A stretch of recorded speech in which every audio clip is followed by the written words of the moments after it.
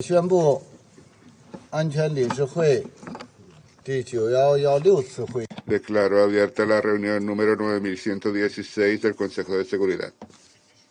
El orden del día provisional es la situación en el Oriente Medio, incluyendo la cuestión palestina, que ha adoptado el orden del día. Conforme al artículo 39 del reglamento provisional del Consejo, invito a los siguientes ponentes a participar en esta reunión. El señor Thor Wennesland, coordinador especial para el proceso de paz del Medio Oriente. El señor Philip Lazzarini, comisionado general del Organismo de Obras Públicas y Socorro de las Naciones Unidas en el Oriente Medio. Y el señor Daniel Levy, presidente del proyecto de Estados Unidos y el Medio Oriente. Así se decide.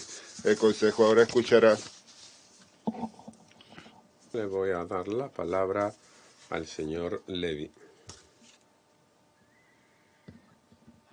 Gracias al Consejo y al presidente de China por compartir mis ideas hoy con ustedes. Lo que nos ha explicado el enviado especial Wennesland es preocupante y previsible. Los israelíes merecen tener seguridad y los palestinos también. Señor presidente, todos los meses el Consejo se reúne para repetir su condena, sus fórmulas, sus eslóganes. Yo quiero aprovechar la oportunidad para replantear algunas premisas o creencias que puedan contribuir quizás a la falta de solución del conflicto. Buscar la razón por la cual este conflicto sigue estancado, causando tanto sufrimiento. Les voy a hablar de 5 conceptos para ello. En primer lugar, la justicia. El que se niegue los derechos y las libertades más básicas al pueblo palestino nunca va a ser medio para conseguir una seguridad sostenible. El bloqueo ilegal de Gaza y la ocupación ilícita representan una violencia estructural y un castigo colectivo que no podemos ignorar.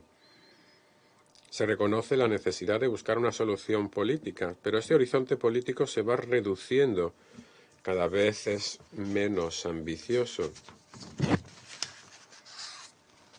No podemos ver el tema de Gaza de manera aislada, es parte de la realidad israelo-palestina, a nivel de seguridad, de la política de separación o de cierre. Y sobre todo, es necesario respetar el derecho internacional en todos sus aspectos, en la respuesta de los estados a las amenazas armadas o en la resistencia partisana a la ocupación estatal. Y en este contexto hay una necesidad de renovación política palestina, reconciliación interna, superación de divisiones, con el apoyo de la comunidad internacional y sin aplicar precondiciones poco realistas o selectivas. En segundo lugar está la noción de equilibrio. Cualquier intento de restablecer las negociaciones entre las partes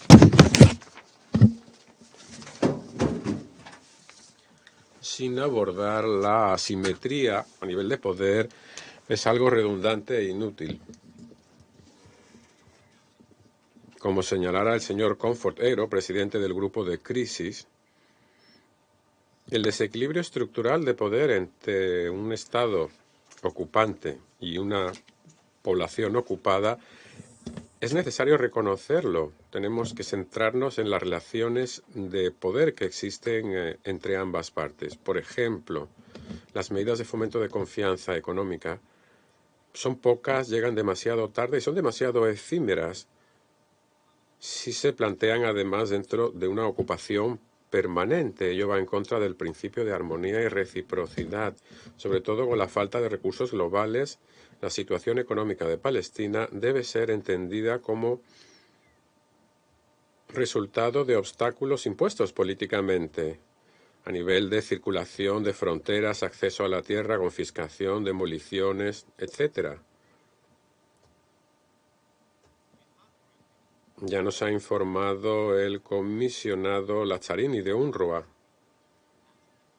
Tiene que haber un compromiso económico con la financiación previsible de UNRWA para que pueda prestar los servicios necesarios. Ello es una necesidad a nivel de seguridad, pero también es un compromiso político con los refugiados palestinos a los que se sigue negando una solución. En tercer lugar está la noción de rendición de cuentas. Ya he dicho antes al Consejo que existen dos problemas, un déficit de legitimidad en la política palestina y un déficit de rendición de cuentas en cuanto a las políticas de Israel. Las acciones de Israel como potencia ocupante la que determina fundamentalmente lo que ocurre en este conflicto. Y están produciéndose cambios importantes por la falta de voluntad a la hora de exigir responsabilidades a Israel. En los últimos meses se ha intensificado esta tendencia de manera preocupante. Israel ha atacado a los que menos pueden protegerse, que son los que sufren las violaciones del derecho internacional.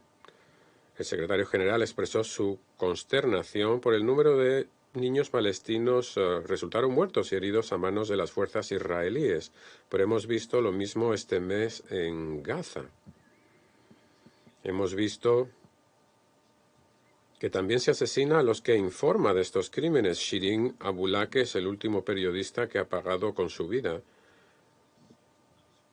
Se está atacando ahora a los que documentan abusos y defienden los derechos humanos. Israel ha atacado a 6 organizaciones de la sociedad civil palestina, algunas financiadas por miembros en esta sala. Se ha designado como terrorista a estas 6 ONGs, pero varios países han dicho que no hay pruebas para ello. Estas oficinas en la última semana han sido cerradas, se ha hecho una redada, se ha interrogado a los trabajadores. Esta expresión de condena limitada lo que hace es fomentar la impunidad. Tiene que haber consecuencias prácticas a nivel multilateral y bilateral. Ya hemos vaciado de contenido a la unidad y a la economía palestina y ahora se intenta acabar también con la sociedad civil. Tenemos que hablar también del contexto. Podemos caracterizar el desorden global actual como el de un mundo en metamorfosis, en un estado de combustión peligroso, pero que nos puede aportar beneficios si somos innovadores y realistas al mismo tiempo. Los acuerdos de Abraham, por ejemplo, no nos pueden distraer de la necesidad de buscar la paz y la defensa de los derechos palestinos, de no gestionarse debidamente la normalización podría hacer creer a los israelíes erróneamente que se puede ignorar y seguir marginando a los palestinos. El derecho internacional, que debe ser de carácter universal, no se puede invocar solo cuando resulta cómodo y después ignorarlo cuando los aliados lo violan. Nuestro mundo resulta demasiado transparente y la gente se da cuenta de estas cosas. Para concluir, la noción de arquitectura. Yo diría que frente a la noción general de que hay un estancamiento, de hecho, tanto israelíes como palestinos están atravesando una fase de profunda transición. Hablar quizás del eclipse, del final de la opción biestatal, no es ni alarmista ni poco creíble. Más bien expresa la realidad tal como la vive la gente. Yo diría que para Israel la ausencia de una perspectiva para ir a un nuevo paradigma debe ser preocupante también, puesto que ello pone en peligro el futuro del país. Ni los palestinos ni los israelíes van a desaparecer. Así que resulta más urgente que nunca que encuentre la manera de cohabitar pacíficamente. Este cambio tan profundo con el paso del tiempo llevará a todos los estados aquí representados probablemente a una situación de incomodidad. Quiero terminar explicando por qué. Sabemos que hay cuestiones que al mismo tiempo pueden ser políticamente incómodas, pero al mismo tiempo relevante.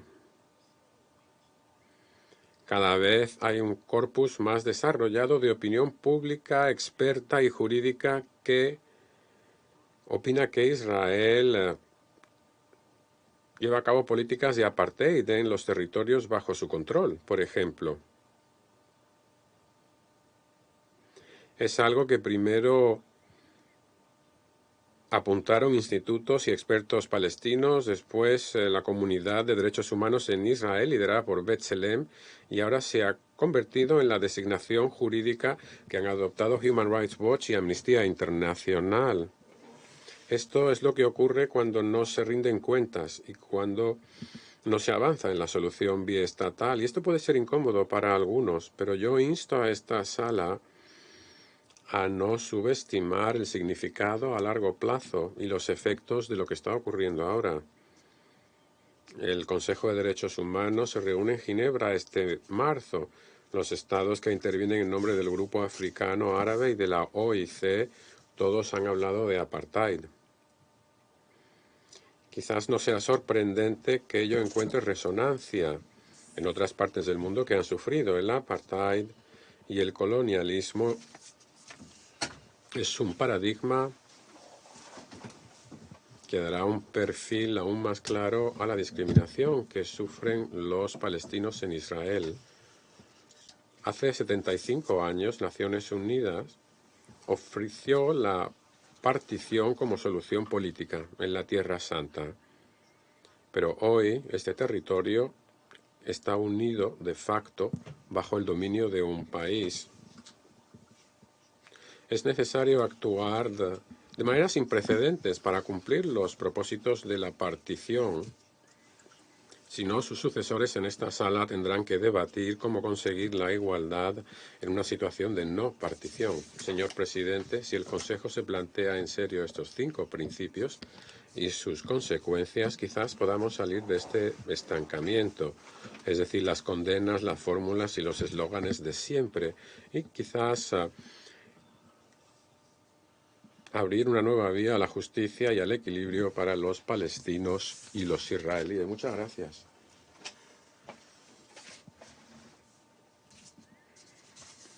Gracias al señor Levy por su discurso